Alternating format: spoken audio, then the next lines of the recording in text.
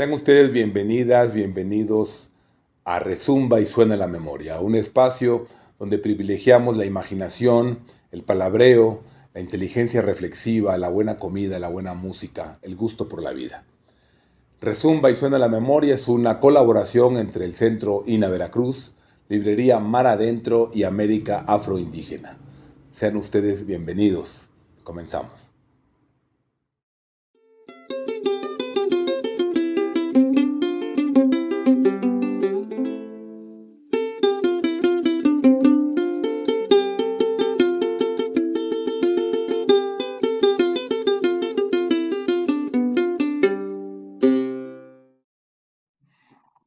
Hola, ¿cómo están? Me da muchísimo gusto saludarles y darles la más cordial bienvenida a otra emisión de Rezumba y Suena la Memoria, esta serie que hacemos en la que nos proponemos destacar la sensibilidad, la inteligencia, la buena onda y el talento y la creatividad. Y en esta ocasión estamos muy contentos, estoy muy contento porque nos acompaña Chloe Ayrton, una historiadora radicada en Londres y con la que vamos a conversar a propósito de su libro más reciente, Slavery and Freedom in Black Thought in the Early Spanish Atlantic, algo así como esclavitud y libertad en el pensamiento negro en español, en la España atlántica temprana, digamos, en referencia al imperio español, ¿no?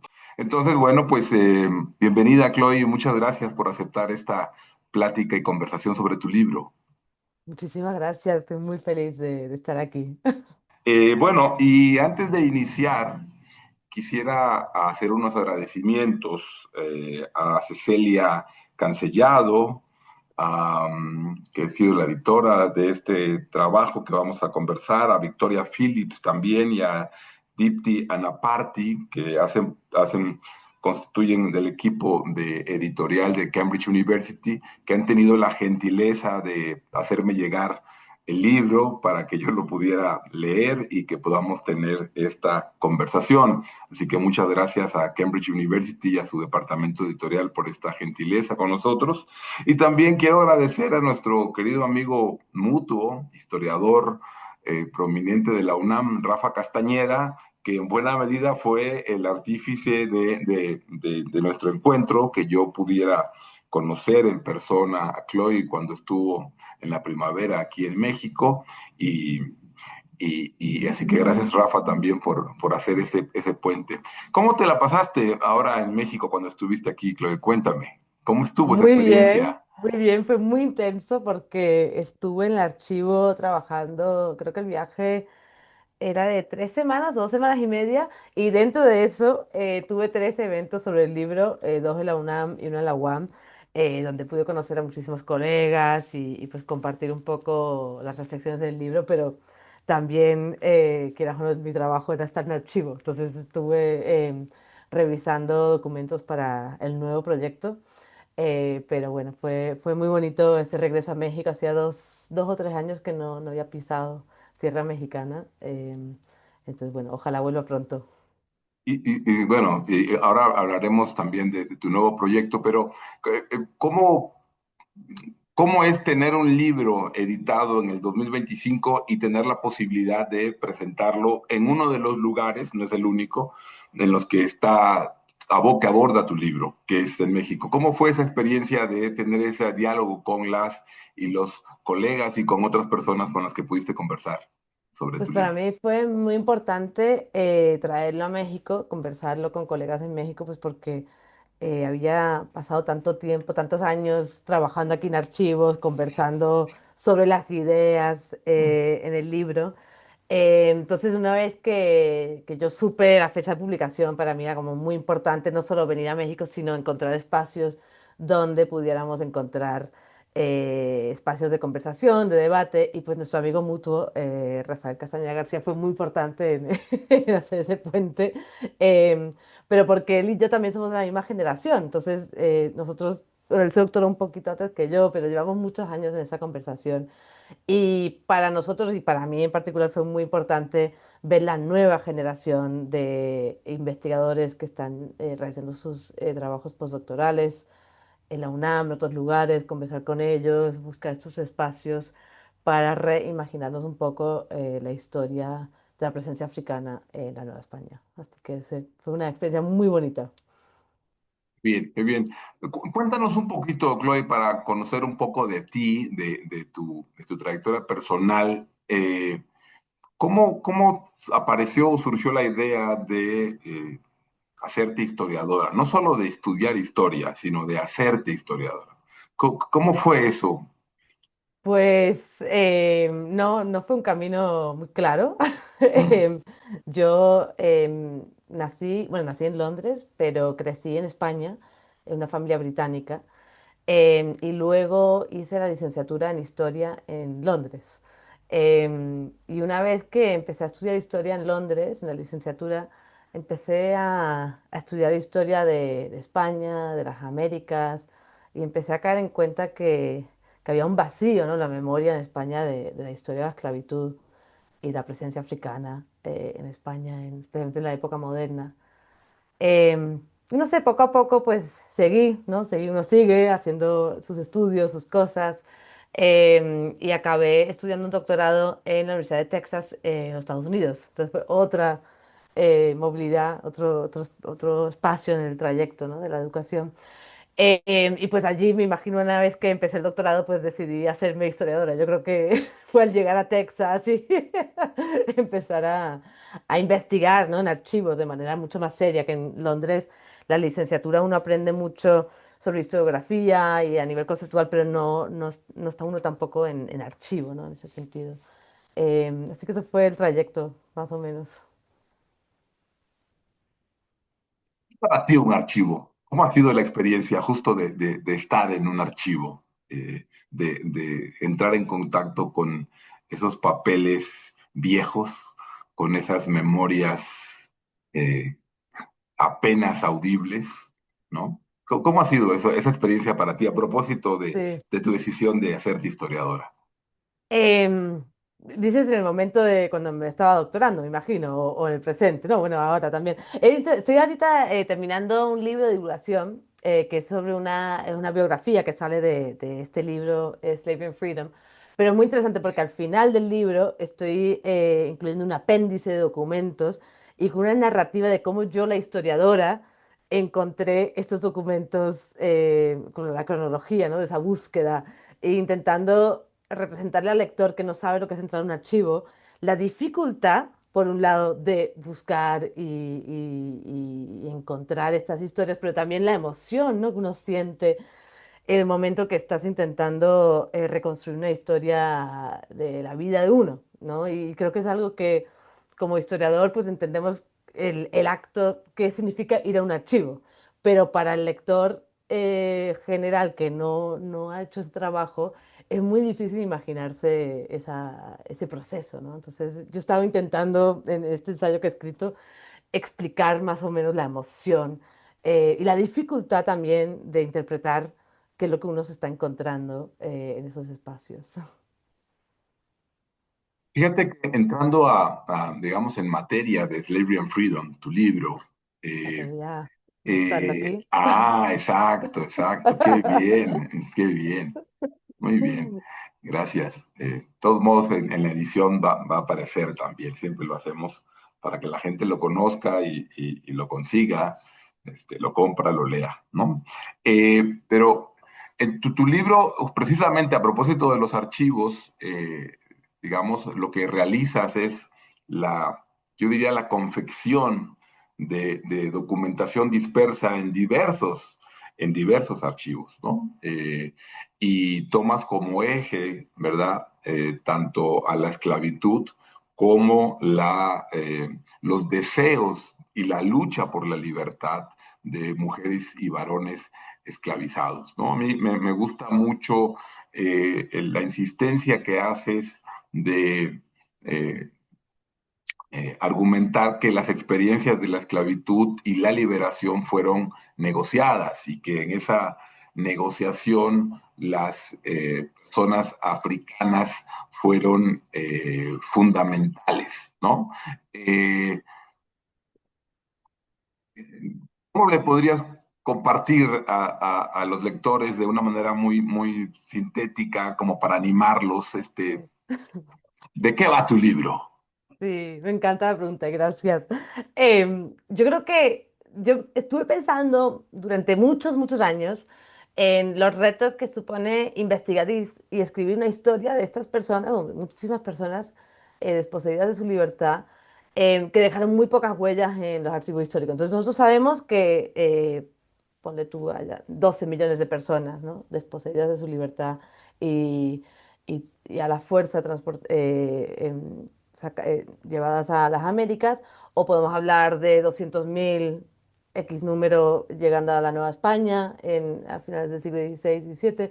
Pero lo que no sabemos, o sabemos que todas esas personas pensaron, sintieron, sabían, pero no tenemos huellas archivísticas de ese pensamiento. Entonces el reto que yo tenía era cómo escribir una historia sobre todo el pensamiento, las conversaciones, las preocupaciones de estas personas que han sido desposeídas de su libertad en el mundo hispano, bajo las leyes, ¿no?, del mundo hispano, pero y que tuvieron que enfrentarse a la esclavitud y la libertad, pero que no tenemos como huellas activísticas de ese pensamiento. Entonces, el reto que yo tenía en este libro era cómo podemos escribir esta historia, investigar esta historia, cuáles fueron sus conversaciones sobre la libertad, cuáles fueron sus preocupaciones, etcétera. Entonces, estas preguntas a mí me llevan a reflexionar sobre las posibilidades metodológicas, ¿no? ¿Cómo podemos investigar algo invisible? Sabemos que ocurrió, pero es invisible dentro del tema del archivo. Pero también siendo historiadora y estando bastante vinculada al archivo, o sea, yo quería, de alguna manera, encontrar esas respuestas dentro del archivo.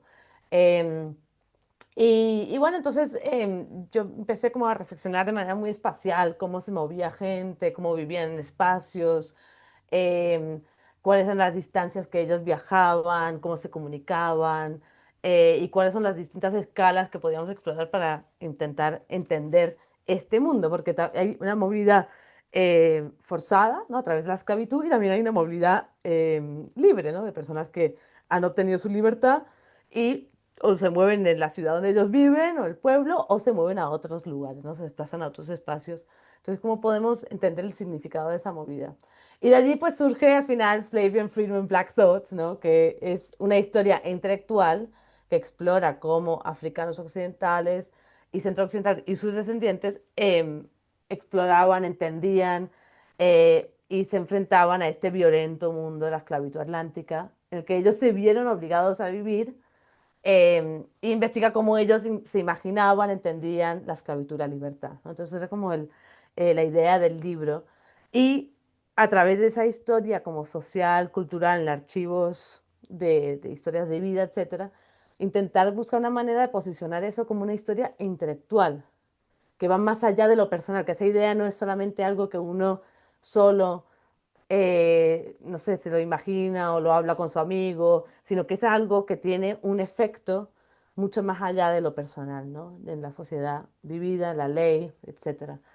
Entonces, bueno, el libro en sí explora todo ese mundo de comunicación, de movilidad, ¿no?, de cómo personas, especialmente individuos, se imaginaban e intentaban buscar esa libertad. Y por un lado, defender su libertad, ¿no?, porque la libertad siempre era algo que se podía perder, y también intentar restringir un poco los significados de la esclavitud, ¿no?, o las razones por las que uno podría ser esclavo o las condiciones de la esclavitud. Entonces, como esas dos partes, yo lo que me di cuenta, porque durante muchos años yo estaba buscando esta movilidad, estas ideas, y al final me di cuenta que lo más importante para todas estas personas es libertad y esclavitud. Es una cosa inescapable. O sea, hay otras cosas que también tienen su importancia, pero esos dos conceptos, o sea, es algo que si una persona racializada como negra en el siglo XVI no se puede escapar de esos dos conceptos en su vida.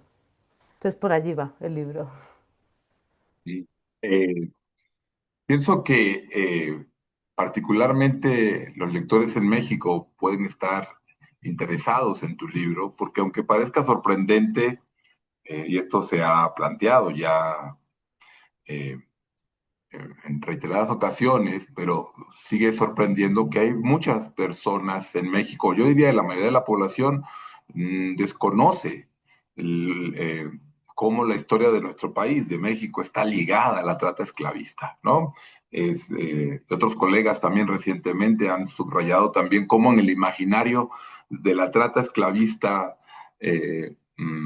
mundial, entre los siglos 15, digamos, al 19, España y la corona española no aparece como protagonista, no suele aparecer en el Mm, imaginario, ¿no?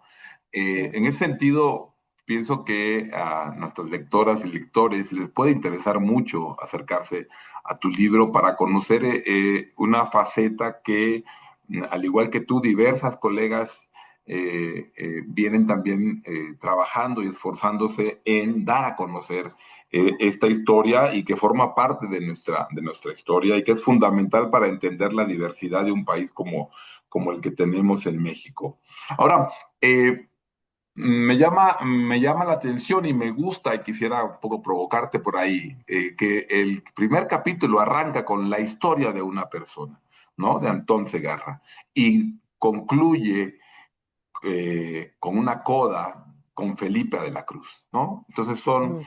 dos pequeños fragmentos de vida de dos personas, ya nos dirás tú si tienen algo que ver o no, eh, pero que me parece muy interesante como un recurso, después de venir de décadas, ¿no? En el que los historiadores, la historiografía, lo que tenía que hacer era dar como tremendos bosquejos, ¿verdad? O panoramas, y las personas, las experiencias personales se nos escapaban, ¿no? Y tú, digamos, al igual digamos, otras tantas historiadoras y historiadores lo vienen haciendo, recurres a la historia personal, ¿no? Qué te hizo arrancar con esa historia, la de Antón Segarra, y terminar tu relato con Felipa de la Cruz? Me encanta la pregunta, porque de todos los personajes con los que yo he trabajado, creo que el de Felipe y Antón son los que más he trabajado, más sigo trabajando. Me parece una historia muy importante para nuestro conocimiento, nuestro entendimiento de estas historias, ¿no? De vida, pero también de ideas. Y bueno, pues para resumir un poco así muy rápido para los que no se hayan leído el libro, esto se trata de una pareja, un matrimonio de personas esclavizadas y racializadas como negras en Sevilla, Sevilla de finales del siglo XVI. Los padres de los dos, creo yo, fueron personas esclavizadas en África Occidental y traídos a España, y estos dos nacen en Sevilla, en familias de la nobleza sevillana, que también es muy interesante, ¿no? Familias de mucho poder y de nobleza. Y bueno, pues en algún momento se conocen y se casan. Y uno de ellos, que es Antón, obtiene su liberación, no de inmediato, sino después de toda una vida de trabajo y un largo etcétera. Cuando su dueño fallece, le da como una liberación alargada, ¿no? En el sentido que no es inmediato, sino que le dice, bueno, el testamento dice, Antón, tienes que ir y cuidar o servirle a mi sobrina durante 6 años, y una vez que hayas cumplido eso, pues tendrás tu libertad. Y esta sobrina no vivía en Sevilla, sino que vivía en otro lugar, en Écija. Entonces el pobre Antón pues se desplaza y se va a trabajar por esta mujer. Pero lo interesante es que en toda esa época, todos los conocidos de Antón, pues claro, sabían, ¿no? Que Antón era una persona que tenía su libertad por venir. Y entonces al final, cuando su nueva dueña le da la carta de libertad, él se convierte en libre, pero él habita una familia en el que su mujer es una cautiva. Felipa sigue estando, sigue siendo esclavizada. Y dado las leyes de la esclavitud en esta época, los hijos nacen esclavizados siguiendo el estatus de la madre. Entonces, de repente tenemos una familia, ¿no? Que o sea, ellos han vivido una familia, han vivido su vida normal, pero uno se ha convertido en un liberto, en una persona liberada, y ella no.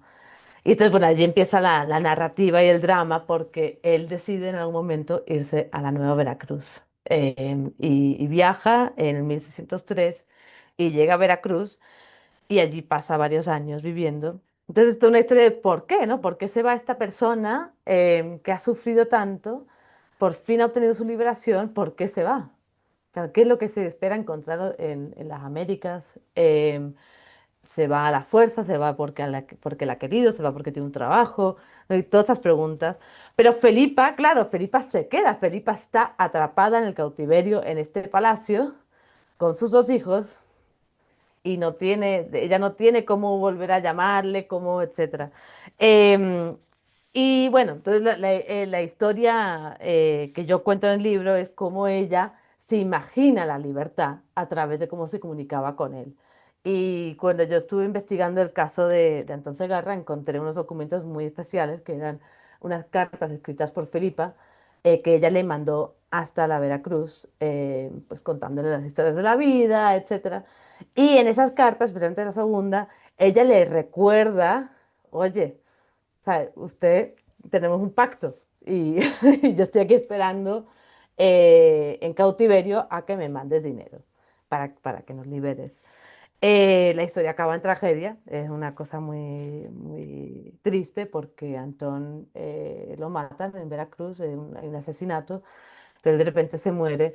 Pero lo interesante es que Felipa se entera del boca a boca de esa tragedia, ¿no? Entonces el capítulo luego sigue con Felipa. Pero me parece muy importante utilizar la historia de Felipa porque Felipa es alguien que sabe cómo manejarse, ella entiende la ley, entiende las instituciones de la corona, sabe cómo mandarle una carta a su esposo en la Veracruz, a pesar de ser cautiva, a pesar de no saber leer, a pesar de un montón de cosas.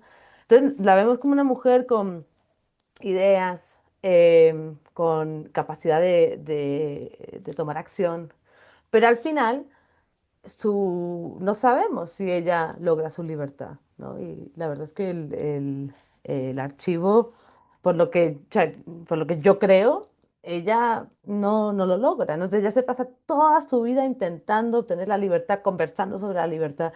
Y creo que es una historia muy importante para hacernos recordar la violencia, ¿no? De este espacio. O sea, Felipa es una mujer con muchísima chispa, pero ella no es capaz de ganar el sistema, ¿no? Pues ojalá sus hijos sí hayan logrado obtener su liberación. Pero entonces me parece que es una pareja muy interesante porque nos demuestra unas historias intelectuales de ideas y de experiencias vividas en este espacio que nos hacen cambiar un poco el chip, ¿no? Muchas veces los historiadores cuando exploramos las vidas de personas libres o bien esclavizadas, no le ponemos mucha atención al significado de la movilidad y de cómo eso afecta el movimiento de ideas, ¿no? Entonces, cuando Antón se va a la Veracruz, todos los vecinos en la calle de la Carpintería, donde vivía Felipe Veracruz, saben que Antón se ha ido a las Indias, ¿no? Es una cosa, hay un como know-how muy importante.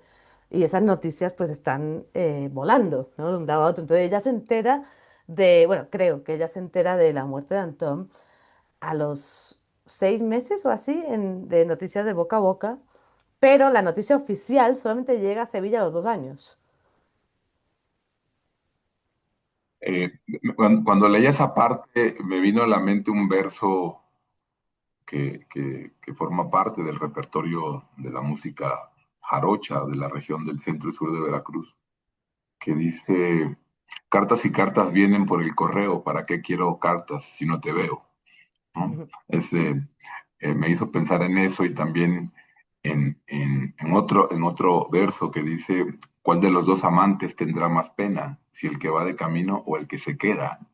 Y, y- y claro que importante es recordar, ¿no? A la gente que se queda, pero que Mm, además no se queda estática, ¿no? Sino que en este caso nos muestras que siguen peleando por su libertad, por cambiar las condiciones de vida, por cambiar lo que consideran injusto, ¿no? Entonces, me gusta mucho ese arranque porque repito, en una sociedad como la mexicana, donde la historia de la esclavitud ha sido silenciada, invisibilizada, el acercamiento a esta dimensión personal ¿no?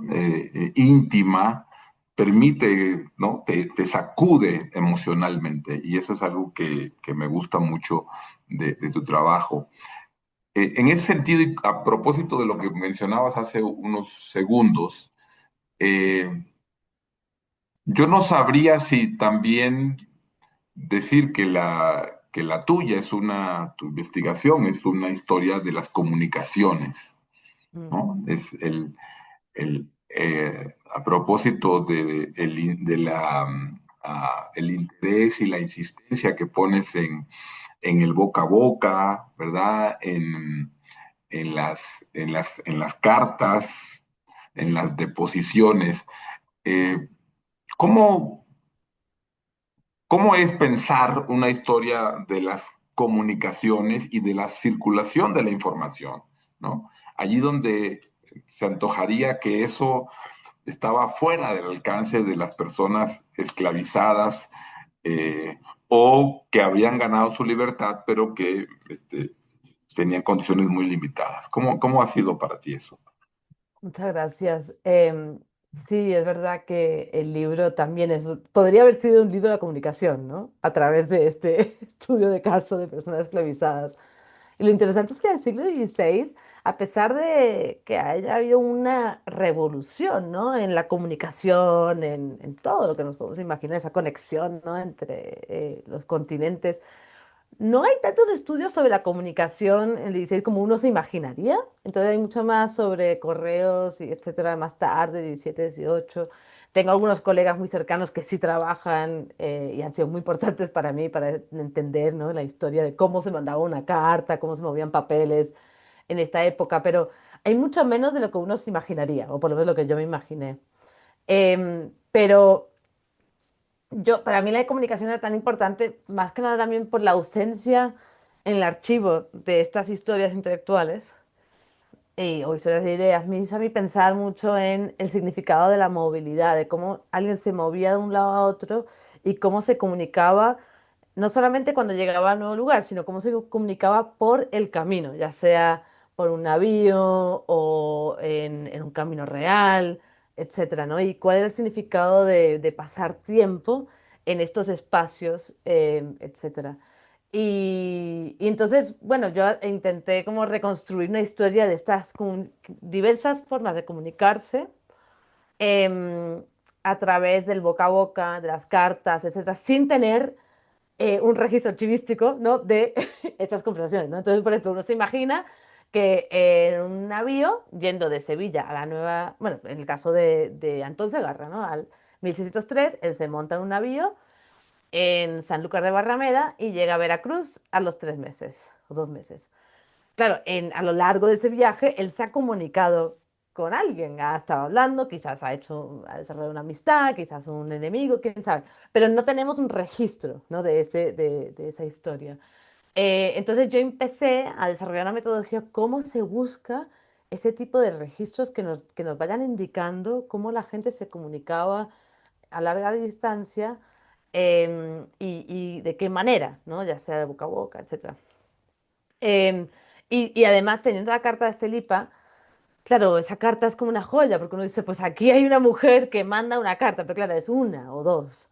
Entonces yo quería saber cómo podemos investigar el acto de escribir cartas entre personas desposeídas de su libertad y etcétera, sin que tengamos esas cartas, ¿no? Entonces, también buscando testimonios, etcétera. Em, entonces, yo empecé como a desarrollar ese tipo de metodologías, buscando archivos que quizás no nos digan mucho sobre la vida sobre la esclavitud y libertad, o pensamientos sobre esclavitud y libertad, pero sí nos decían muchísimo sobre las vidas de personas y cómo ellos se comunicaban y un largo, etcétera. Y un ejemplo de ello, por ejemplo, es que me metí o estuve muchísimo tiempo leyendo casos de la Santa Inquisición en Nueva España, también bueno, otros lugares, en Sevilla, un poco en Cartagena, para investigar eso concretamente, ¿sabes? Cómo, o sea, los testimonios, las acusaciones, los discursos de vida, qué podíamos aprender sobre la historia de la comunicación a través de ese tipo de expedientes. Entonces no estaba tan interesada en cuál era el crimen de la persona procesada, sino qué mundo nos mostraba, ¿no? Ese caso. Y por ejemplo, los casos de bigamía de la Nueva España, muy interesante, porque me abría un mundo que yo no era capaz de ver. Entonces hay mundos, por ejemplo, de personas de descendencia africana que han nacido en Portugal o en España, han pasado varios años trabajando como marineros en navíos entre África, entre no sé dónde, y al final han acabado en Veracruz y están en, no sé, en la Ciudad de México trabajando y se vuelven a casar y en ese momento acaban enfrentando a la Inquisición. Entonces lo interesante es que cuando ellos dicen, no es que yo me enteré que mi esposa se murió, y ellos siempre dicen, me enteré de un mozo en la Veracruz, que nos hace ver cómo espacios como la Veracruz se convierten en un eje de comunicación, ¿no? Ahora, está claro que eso puede ser una mentira y es muy posible que no se enteró en Veracruz, pero al decir un mozo en la Veracruz me dijo que fulana había fallecido y por eso me pude volver a casar. Entonces, ese tipo de metodología fue como la manera que yo intenté abordar esta historia tan invisible de la comunicación, pero que es tan importante para que podamos entender que estas comunidades, estas personas no vivían no estaban aisladas, ¿no? De otros, ellos entendían el imperio en el que vivían, entendían las comunidades que existían y muchas veces estaban en conversación a lo largo de grandes, grandes distancias. Em, y lo otro que me enfoqué muchísimo es en el concepto no solamente de espacios y cómo la gente habita y se mueven, pero también de tiempo. ¿Cuánto tiempo ha pasado uno en tal espacio? Entonces, si uno sabe que fulano, Antón Segarra, por dar un ejemplo, estuvo en la Veracruz durante 6 años en el puerto, en la ciudad que diga, ¿qué significa eso? O sea, ¿qué significa que uno haya vivido en ese espacio durante 6 años? Y ahorita en la biografía he estado buscando, bueno, ¿qué pasó durante esos 6 años? ¿Cuántos barcos, navíos llenos de personas esclavizadas llegaron a la Veracruz en esos 6 años, ¿no? Este tipo de cosas que uno nos hace ver algo que un archivo no nos puede dar. Es muy interesante lo que nos dices ahora, porque también nos enfrenta a los historiadores, nos confronta con algo que es nuestro fetiche, que es el documento escrito, ¿no? Y se nos Mm, olvida que estamos en una sociedad predominantemente oral, ¿no? mm, Y entonces el gran reto es dónde, cómo captamos, eh, este, digamos, toda esa riqueza comunicativa y de conocimiento y de pensamiento y de acciones, cómo la podemos recuperar, ¿no? Si las personas, digamos, muchas y muchos de nuestros actores, pues no sabían leer y escribir. Entonces, ciertamente los archivos inquisitoriales, ¿no? Se han revelado de suma importancia para enterarnos de la chismecita, ¿no? De la cosa de yo un día que iba por acá, escuché que fulanita dijo que fulano había dicho porque él había estado y había, ¿no? Esa dimensión sabrosa, eh, digamos que ya también había sido advertida. Me vienen a la cabeza textos que leía en mi juventud, como el de Renato Rosaldo, que tiene un texto muy interesante, ¿no? El inquisidor en su tienda de campaña, o un texto mm, muy similar de Carlo Ginzburg, el antropólogo y el inquisidor, ¿no? Y que justamente nos hacían ver la riqueza que había en los fondos inquisitoriales para poder restituir, acceder a esa dimensión comunicativa que en tu libro tiene una parte fundamental. Eh, Hay un asunto al que me gustaría ahora proponerte, porque está además, y déjame compartirles con quienes nos estén viendo y escuchando.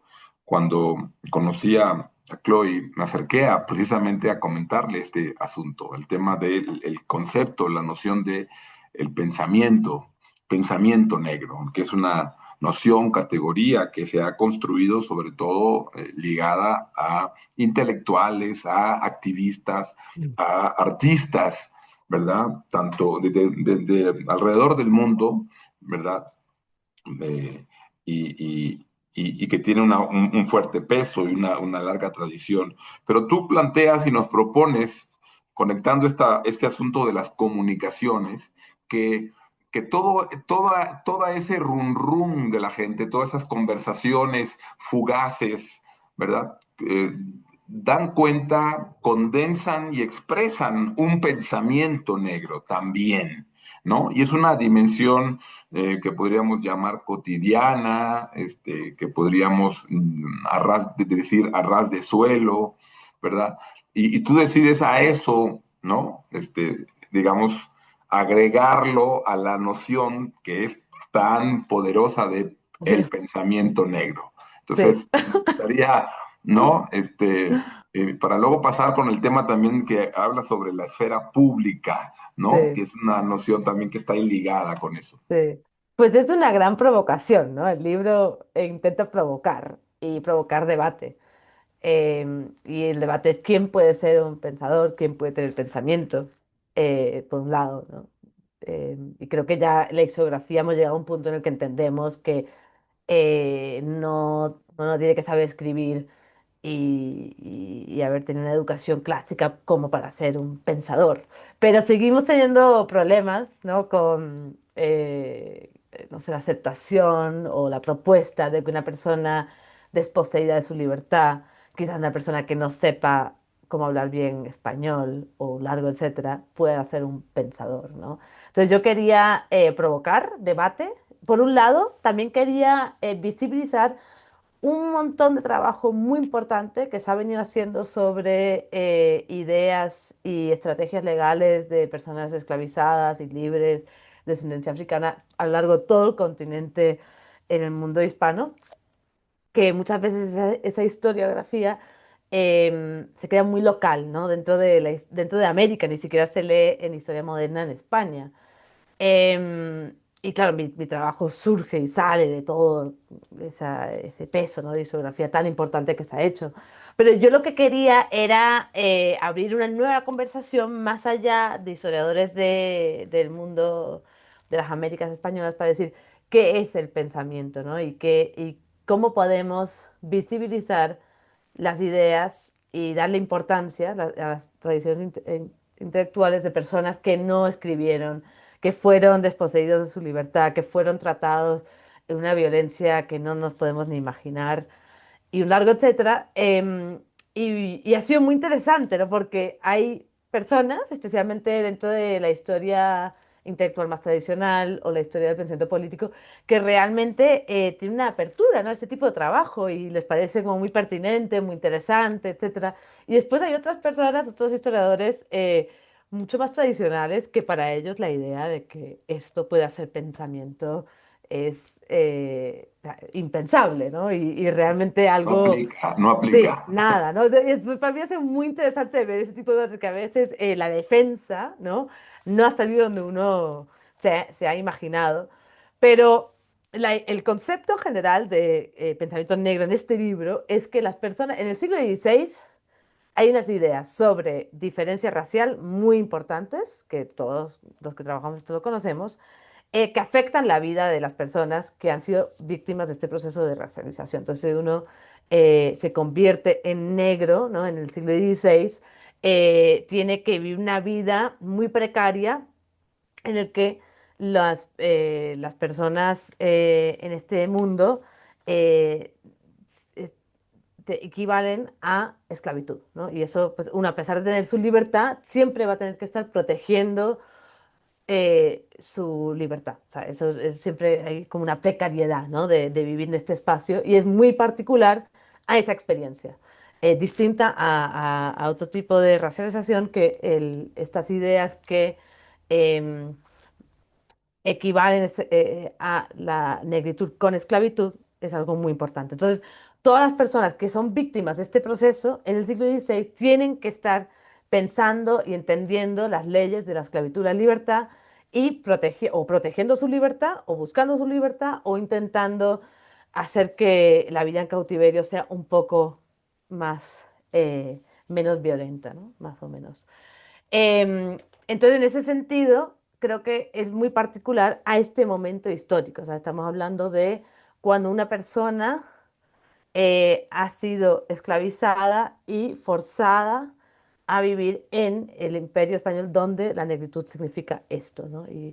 Em, entonces, y lo otro de por qué llamarlo pensamiento político, es decir, esto no es solamente algo importante para la persona, el individuo que lo vive, que aprende, que habla con su amigo, su esposa, etcétera, para aprender sobre las leyes, sino que todas esas conversaciones tienen una dimensión mucho más importante, más allá de porque ellos van compartiendo información y luego uno o una persona empieza un litigio por su libertad o negocia con su dueño o incluso se escapa, ¿no? Y todos esos son actos políticos que vienen de estas conversaciones, ¿no? De este conocimiento de la ley que se va intercambiando entre lugares. Y tú insistes que tiene una incidencia en el cambio social, ¿no? O Sí, sea, que no es solo palabrería, ¿no? sí, sí, sí, Sí, sí. hay una incidencia en el Sí, cambio social.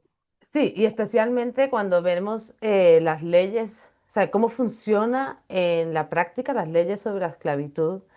em, lo que se define esclavización legítima va cambiando, o sea, en relación a estos pleitos, en relación a la práctica y las resistencias, ¿no? De personas que son víctimas de estos procesos. Y lo mismo pasa cuando uno mira esta historia en el marco de la historia indígena, de las Américas, también muy parecido ese proceso. Pero si no le damos esa importancia, o sea, esto se queda en la historia social, cultural, así local, ¿no? Pero creo que debemos darle esta importancia. Es decir, estos son tradiciones intelectuales que se están desarrollando entre personas que están desesperadas, que no tienen, o sea, no tienen otra. Ellos se tienen que confrontar con esto. O sea, ellos no pueden ignorar. No, bueno, no vamos a hablar sobre libertad y esclavitud hoy porque no. O sea, estas son cosas que ellos no se pueden escapar de esto. Entonces, volviendo al caso de Antón Segarra, lo más interesante de Antón Segarra es que cuando él obtiene su carta de libertad, él luego invierte en otro proceso para buscar otra carta de libertad, para duplicar su carta de libertad en frente de otra autoridad, una autoridad real en Sevilla, y trae testigos y un largo etcétera, y obtiene una segunda carta de libertad. O sea, él sigue protegiendo su libertad a pesar de haberla obtenido, ¿no? Hace poco. Y eso nos refleja todo un mundo de personas que saben em, que ellos siguen viviendo en un mundo en el que ellos siempre tienen que tener cuidado, siempre. Y creo que el libro intenta como mostrar eso.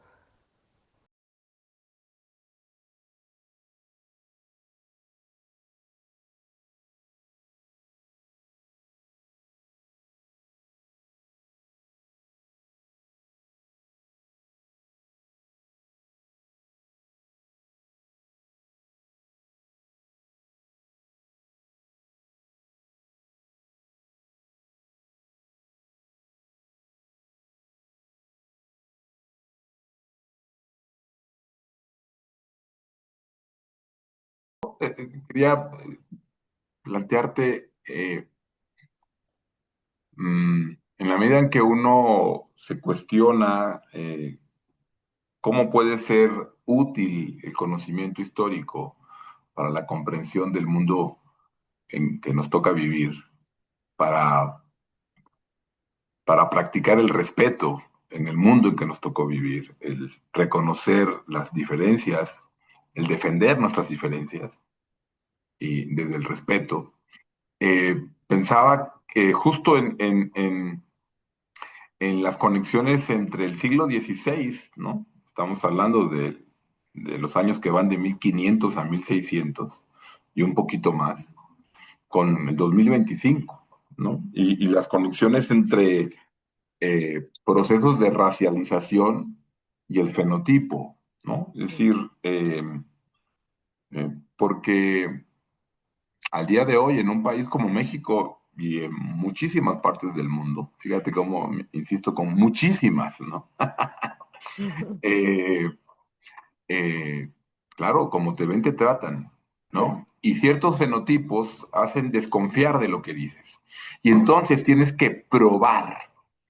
y te cuestionan, ¿no? Y claro, es muy llamativo el ejemplo de Antón Segarra, que tiene su documento de alorría, ¿verdad? Mm, Eh, pero va a Sevilla, ¿no? A sí, generar otro ante el notario y tres testigos que den cuenta, sí, ¿no?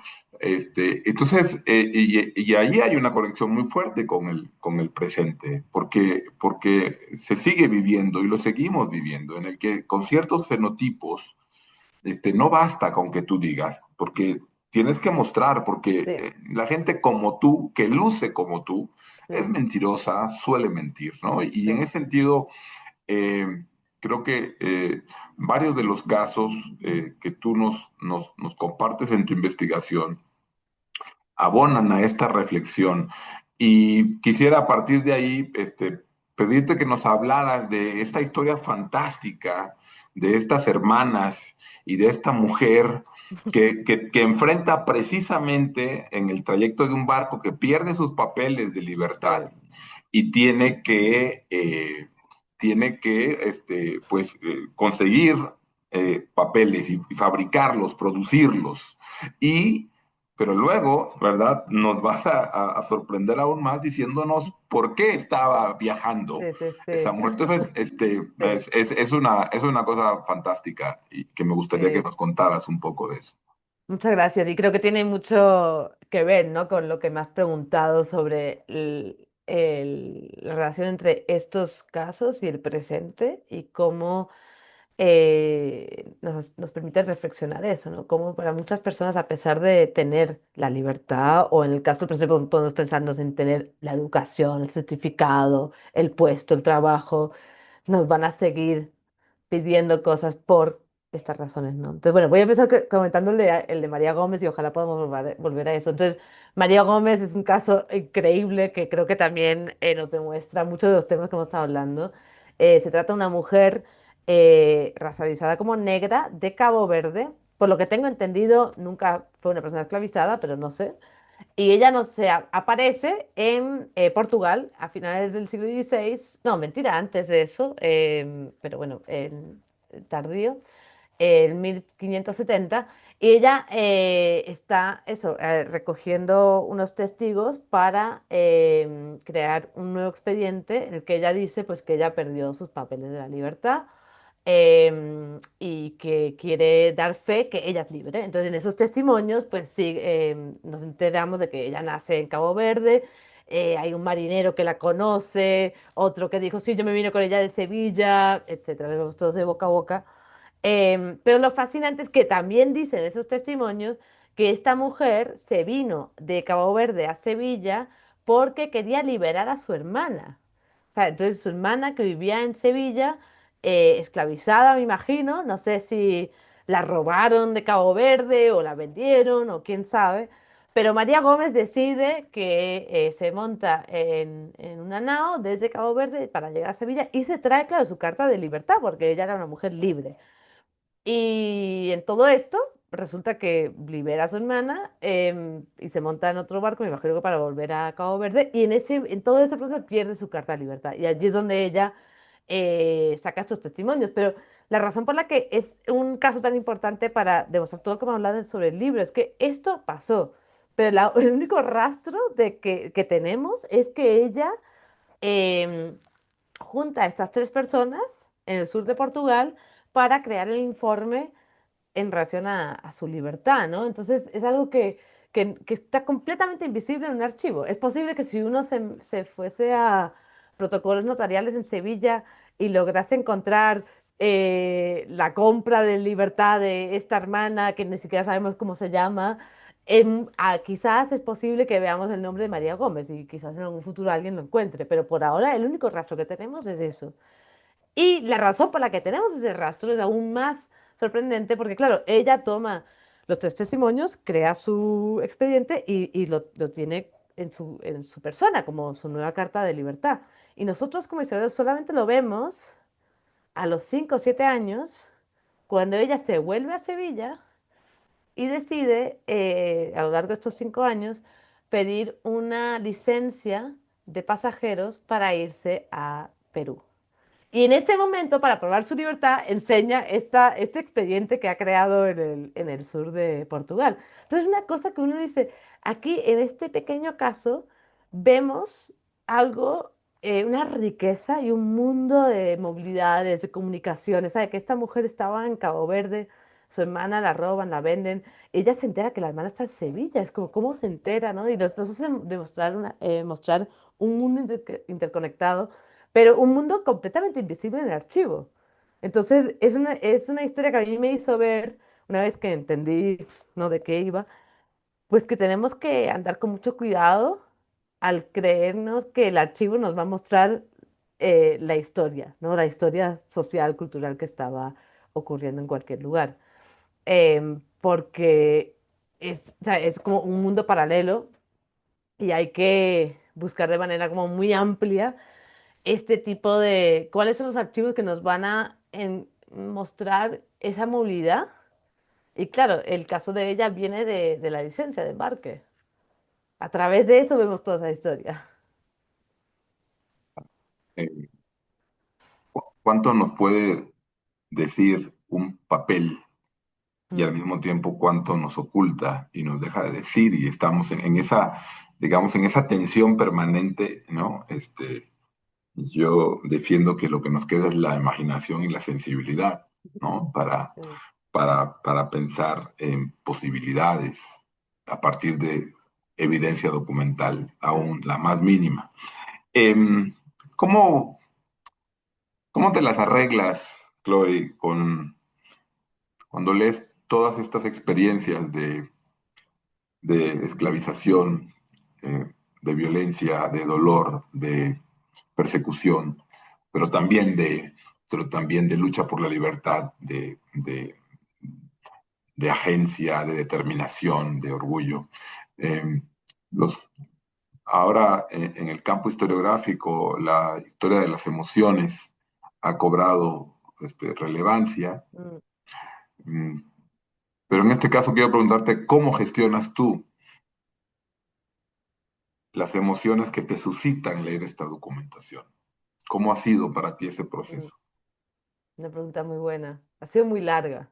Creo que también muchos de estos casos de los que hemos hablado, llevo quizás una década, ¿no? Trabajándolos, pensándolos, intentando pensar con ellos.